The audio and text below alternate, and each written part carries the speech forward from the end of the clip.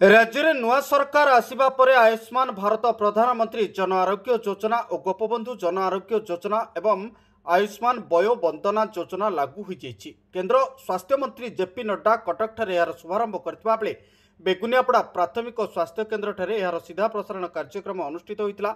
ओडिशा बाहर रहुथिबा ओडिया लोकमाने मध्य एही योजनारु लाभवान हेबे।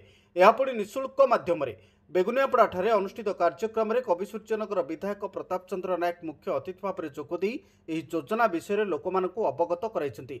बेगुनियापड़ा गोष्ठी उन्नयन अधिकारी सस्मिता शतपथी, अतिरिक्त गोष्ठी उन्नयन अधिकारी निरंजन बेहेरा, सांसद प्रतिनिधि आलोक कुमार शतपथी, वरिष्ठ बीजेपी नेता Chitrasen Parida, Kodala medical in charge doctor Aditya Prasad Sahu, बहु जनप्रतिनिधि बहु संख्यार महिला माने उपस्थित रहिथिले।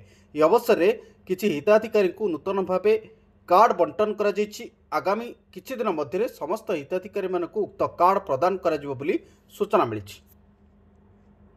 देखंतु समाजर शेष प्रांत से मनुष्यटा जे कि समाज रे सब अवहेलित अवंचित रोला।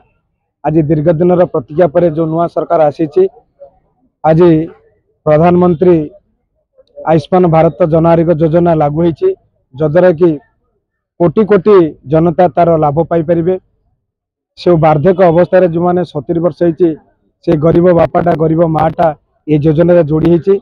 पाखापाखि गोपबंधु जन आरोग्य योजना एवं प्रधानमंत्री आयुष्मान भारत योजना रे 3,50,00,000 लोक को जोड़ा जाइए, जद्वारा कि सारा भारत वर्ष रे 27,000 हॉस्पिटल रे मोर गरीब माटा गरीब बापाटा से गरीब भौणीटा गरीब भाईटा तार सेवा नहीं पारिबो एवं उत्तम स्वास्थ्य सेवा पाई आज ओडिशा सरकार एटा लागू करचंती। आजिठू ए कार्यक्रम सरिला परे समस्त यार सुजोग पाई परिबे एवं स्वास्थ्य सेवा पाई परिबे। धन्यवाद।